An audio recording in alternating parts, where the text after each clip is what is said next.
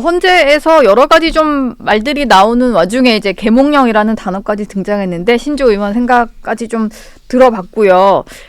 헌재가 오늘도 뭐 대통령 탄핵 심판은 아닙니다만 오늘도 상당히 중요한 결정이 나올 거라서 관심이 쏠리고 있는데 마은혁 헌법재판관 후보자 혼자 임명이 보류가 됐잖아요. 이거에 대해서 우원식 국회의장이 권한쟁의 심판을 청구를 했고 이 결론이 나오는 날입니다.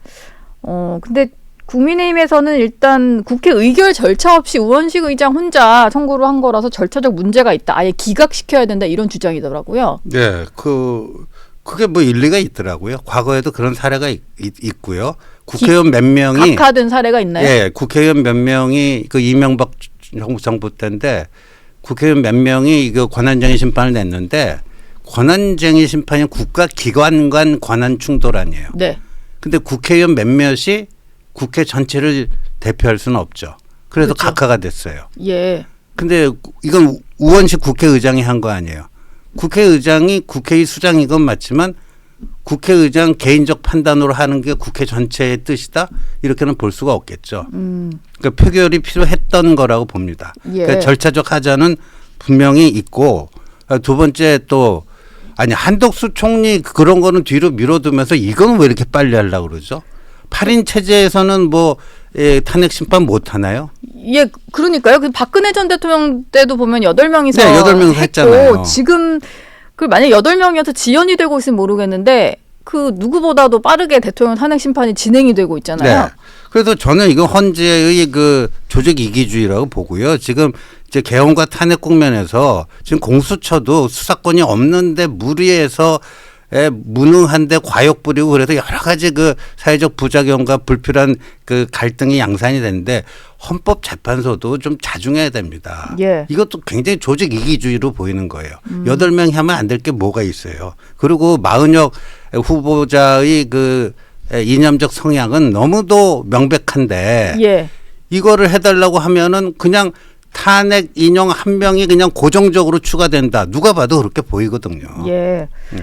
마은혁 후보자 성향을 얘기하셔서 또 제가 생각난 김에 한번 여쭤보는데 지금 국민의힘에서는 마은혁 후보자가 인민노련의 핵심 출신이다 뭐 이런 것도 있고 판사 시절에 했던 여러 가지 판결들이 좀 많이 진보를 넘어서 조금 이제 좌쪽으로 가 있는 판결이 많았다 이런 주장을 하고 있잖아요. 신지호 의원이 좀 잘 아실 것 같아서 마은혁 후보자를. 그 뭐 인민노련 때 저 활동을 같이 했고, 뭐 저야 이제 1992년에 뭐 사회주의 포기 선언하고 전향을 해서 그쪽 사람들로부터 배신자 취급을 받았어요 그 당시에. 예.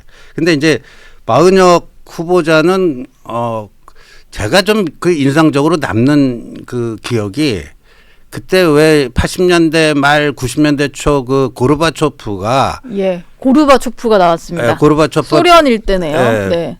페레스트로이카라고 개혁 개방 정책을 하거든요. 그래서 그때 이제 저희 그 인민노련의 지도 이념이 마르크스 레닌주의 사회주의였단 말이에요. 예. 그러니까 그 고르바초프의 페레스트로이카를 어떻게 볼 것인가. 굉장히 좀 고민이 되는 지점이었는데 네.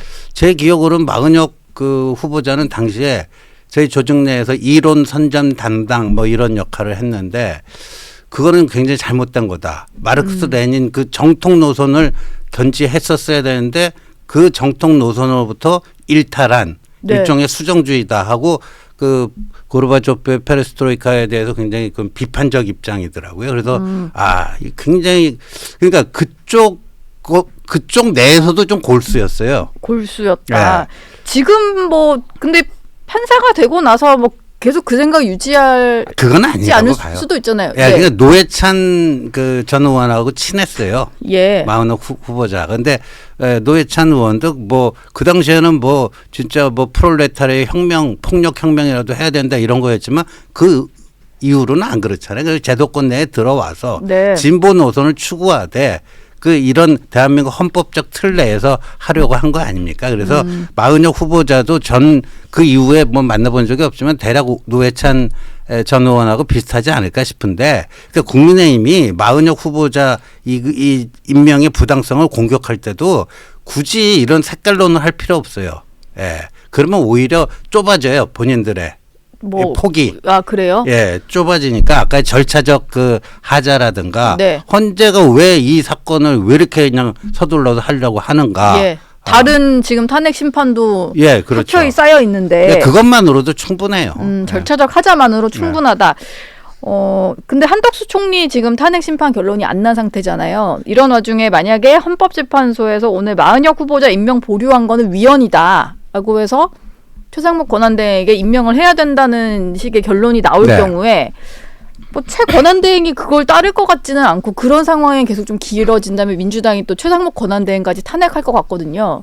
근데 그렇게 되면은 또 이 탄핵 의결 정족수는 몇 명이냐 이거 놓고 또 공방 벌일 거잖아요. 아마 저 민주당의 최상목 권한대행 탄핵은 못할 거고요. 그렇게 하는 순간 민주당은 폭삭 주저앉으니까요. 예. 그런데 그 과거에도 보면 헌법재판소에서 어떤 법률에 대해서 뭐 위헌이다 헌법 불합치다 이런 결정을 내리잖아요. 근데 헌법재판소는 입법기관은 아니니까 그걸 다시 국회로 돌려보냅니다. 네. 그런 결정을 내리면 그게 국회로 와요. 예. 근데 시한이라는 게 없어요.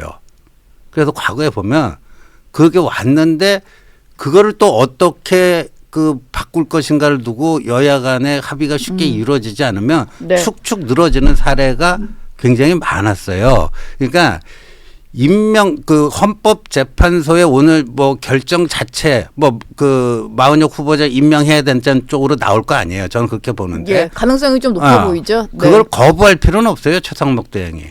그러나 그때 그 여야 합의로 이루어지던 국회의 관행.